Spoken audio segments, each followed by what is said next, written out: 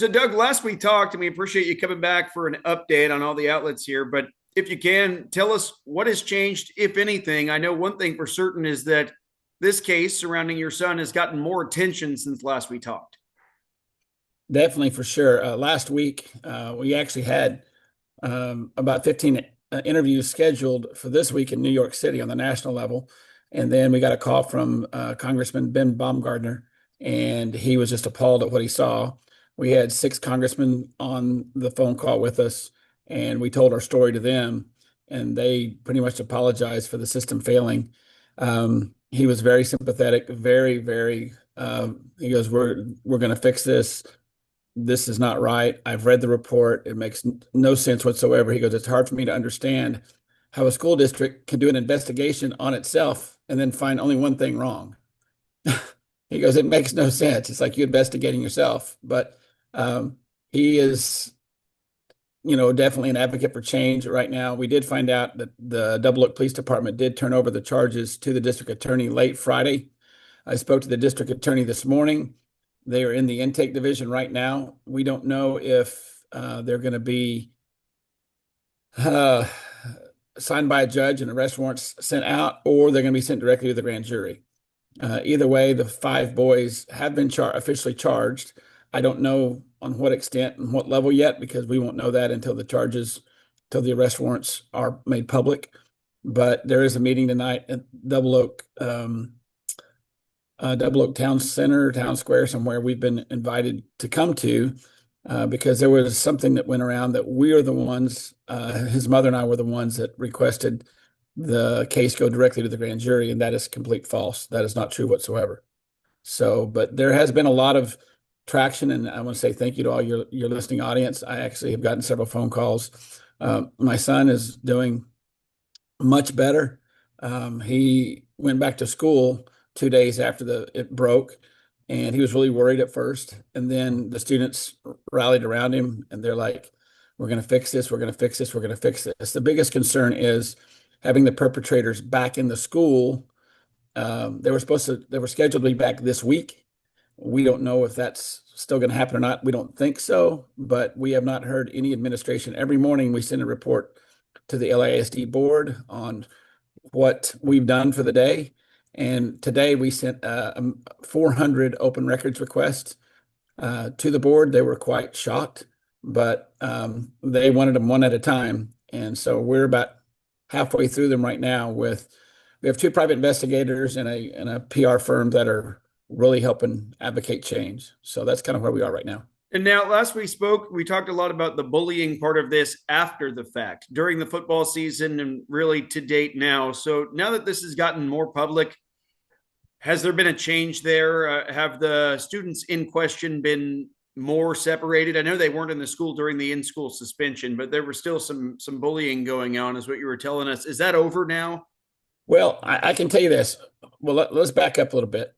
We were floored that the day that these videos came out, which was October 28th, we were floored that the perpetrators were sent back to the locker room the next day. They were there for a few days before they were suspended from the team.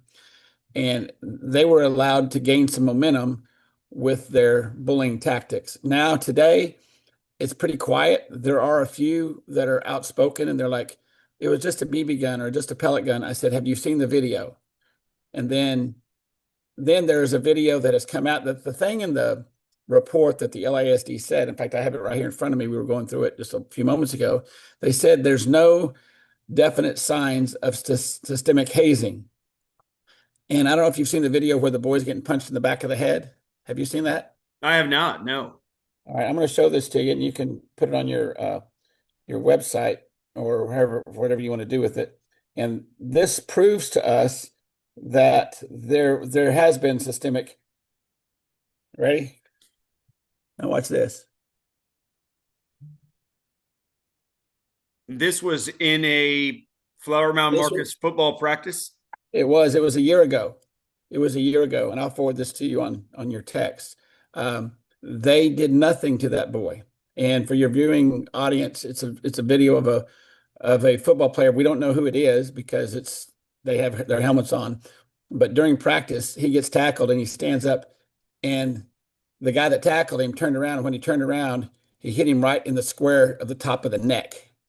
And it could have killed him, right between the helmet and the shoulder pads. And it knocked him out cold. He had a concussion. And there was no discipline issued to the assailant or to the perpetrator. So when the LASD, when the report says there's no history of systemic hazing, I'm going to say you're absolutely 100% correct. You have a problem with systemic assault. And not only that, you have a problem with systemic premeditated assault, because this incident that happened to my son was premeditated.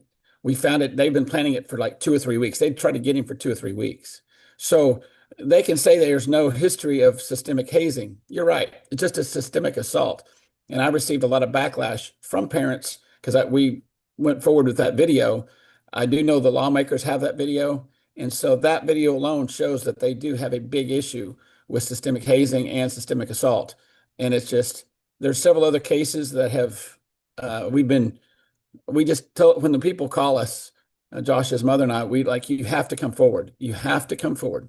And is that what this is? That video? Is that a video that you got a hold of after your story came public from somebody else within the school district? Correct. That's exactly how we got that. And they sent it to you, and then you put it out to the media from there. Has there been any further backlash or response to that particular case? Because that's just as jarring as what happened to your son. I mean, obviously different, but it's almost the same in a sense. It is. It's almost it's equal to that. There was nothing done. I've asked for an open records request on that video. Like, when did it happen? Who are the, show me the investigation from this. Surely you investigated this. And everybody, there was a lot of kids that have it. I did get a private email from one of the parents that was threatening to take legal action because it was her child. I'm like, look, I didn't know who it was because it was an anonymous email. I'm like, look, please come forward. Please talk to the congressman. Please talk to our reporters. But this proves that there is systemic issues within the school district. Yeah, right. Yeah, there hasn't been a whole lot since he went back to class. He is not going to football, which is the first period, but he's going to the rest of his classes, and he's had nothing but support from his classmates. Great. Well, then just last thing, and we just wanted a quick update here, is as far as the police investigation, has Double Oaks said a whole lot to you, or did you just learn that they were passing it over from the DA? I learned through Ben Baumgardner, because he called the police chief and said, what is your direction with this case, on Friday afternoon? And he said it will be filed by Friday night. And Ben called us back and said, and sent us a text message for documentation that charges will be filed and we'll take next steps basically on Monday.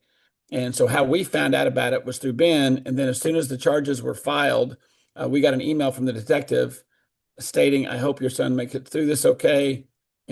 Please know that they have been filed. Now, we still don't know what has been filed. We don't know if it's 1, 2, 3. We did find out, since there was 12 people total, there was about 6 or 7 other boys that were there that were also unlawfully detained as well, but we don't know what direction they're taking with this. And one of the things that the backlash has come back to us is like, you're ruining these kids' lives. And I'm like, look, they deserve a fair trial. They deserve a 100% fair trial.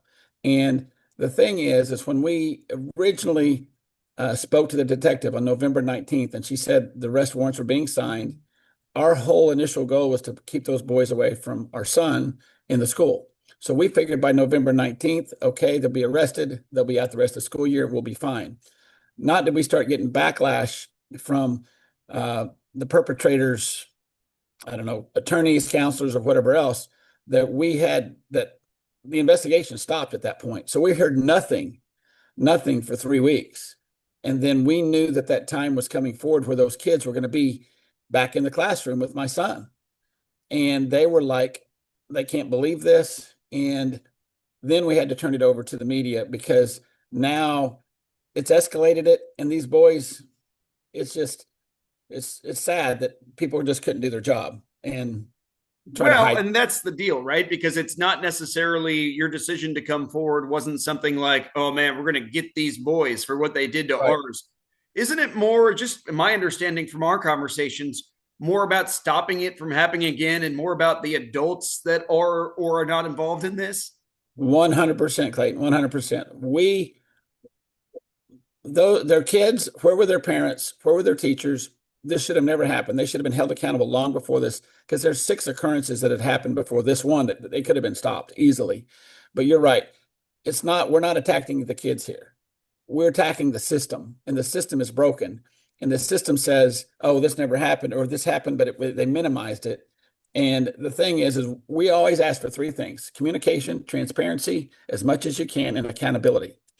And the accountability, what they put in their report doesn't, and even from Ben Baumgartner, he said this does not, the accountability, the the the fine doesn't commit the crime, or doesn't, equal the crime. Right. He Yeah. goes, this is ridiculous. He goes, this is just because we're going to move everything back to the school and we're going to give them more supervision, that doesn't fit the seriousness of this. But you're exactly right. You're right on the nail on the head, and I appreciate you bringing that up.